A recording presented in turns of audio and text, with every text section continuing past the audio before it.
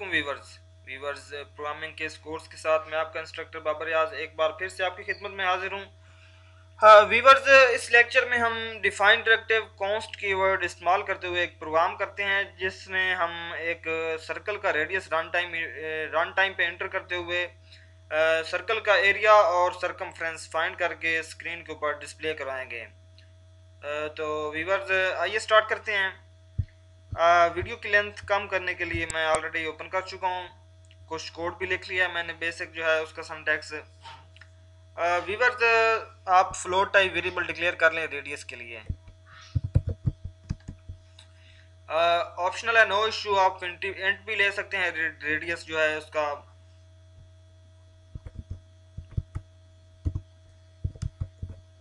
Radius और उसके बाद आपने एरिया कैलकुलेट करना है, उसके लिए ए आर ई है area. Circumference C I R. वीवर्स, एक हमने पाई की वैल्यू स्टोर करनी है। अगर आप कॉन्स्ट कीवर्ड इस्तेमाल करते हैं तो कॉन्स्ट कीवर्ड इस्तेमाल कर सकते हैं।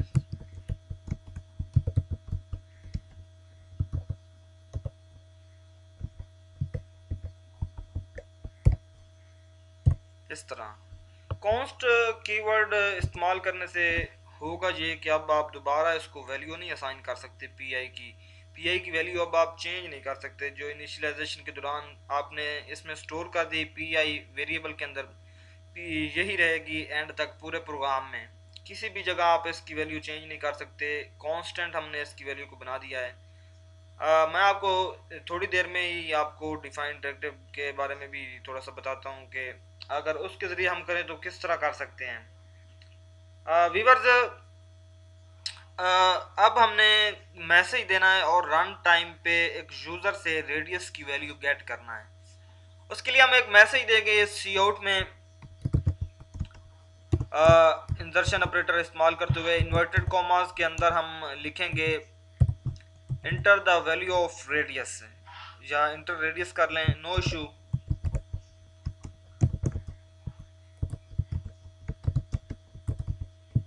Inter radius of circle.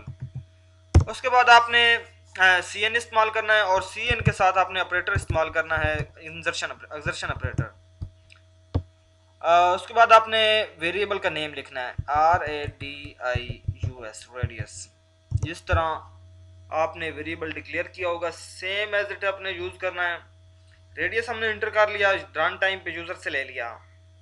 Line number 7 पे हमने एक मैसेज डिस्प्ले करवाया। लाइन नंबर 8 पे हम यूजिंग सी एन हम रन टाइम पे यूज़र से एक वैल्यू ले रहे हैं और वो वैल्यू जो है स्टोर करवा रहे हैं एक रेडियस नेम के वेरिएबल के अंदर। रेडियस नेम का जो वेरिएबल है उसकी टाइप फ्लोट है, हम पॉइंट्स में भी वैल्यू एंटर कर सकते हैं। वीवर्स, अब हमने कैलकुलेट करना है उसका एरिया। उसका फार्मूला है एरिया का पाई आर स्क्वायर, और area equal pi r square. Pi direct r mean r square का मतलब रेडियस, RADIUS रेडियस, फिर डायरेक्ट रेडियस। और व्यूअर्स, इस तरह भी हम कर सकते हैं, पावर का फंक्शन इस्तेमाल कर लें। अगर हम पावर का फंक्शन इस्तेमाल करते हैं तो हमें एक हेडर फाइल साथ इंक्लूड करना पड़ेगी, math.h। इसका सरकमफ्रेंस का फार्मूला है 2 पाई आर। हम मल्टीप्लाई करेंगे 2 मल्टीप्लाई पाई मल्टीप्लाई रेडियस।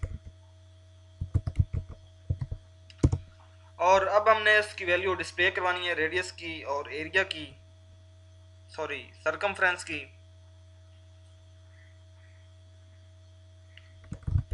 सी आउट में हम इन्वर्टेड कॉमास के अंदर लिख देंगे सरकमफ्रेंस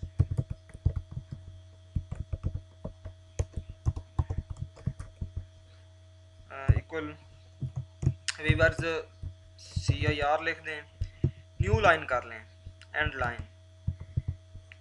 एंड लाइन भी इस्तेमाल कर सकते हैं, \n इस्तेमाल कर सकते हैं। अगर आप वीवर्स अगर आपने \n इस्तेमाल करना है तो आप इन्वर्टेड कॉमास में वो भी कर सकते हैं, नो इशू।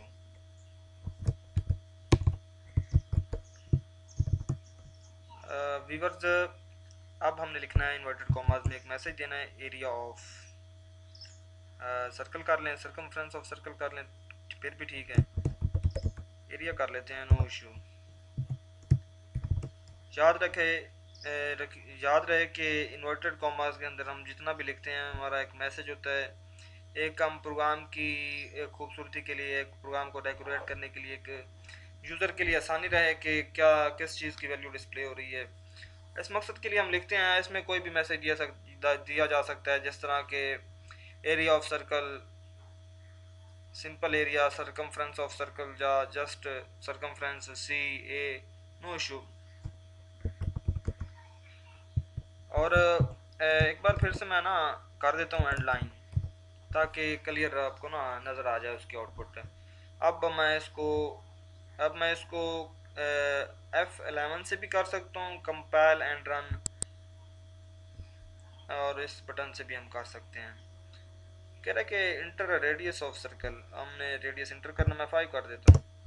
उस 5 के हिसाब से उसने उसका सरकमफ्रेंस भी डिस्प्ले कर दिया और उसका एरिया भी। अगर मैं इसी तरह अगर इसकी वैल्यू 10 कर देता हूँ इंटर, तो फिर वो 10 के हिसाब से, रेडियस के हिसाब से सर्कल भी डिस्प्ले करे, उसका सरकमफ्रेंस भी बताएगा और उसका जो है सर्कल का एरिया भी बता देगा साथ ही। व्यूअर्स, हमारा ये आज का लेक्चर कंप्लीट हुआ। इंशाल्लाह नेक्स्ट लेक्चर में हम जो है सिलेक्शन स्ट्रक्चर की तरफ मूव करते हैं, और मैं आपको सिलेक्शन स्ट्रक्चर के बारे में डिटेल में बताऊंगा इंशाल्लाह।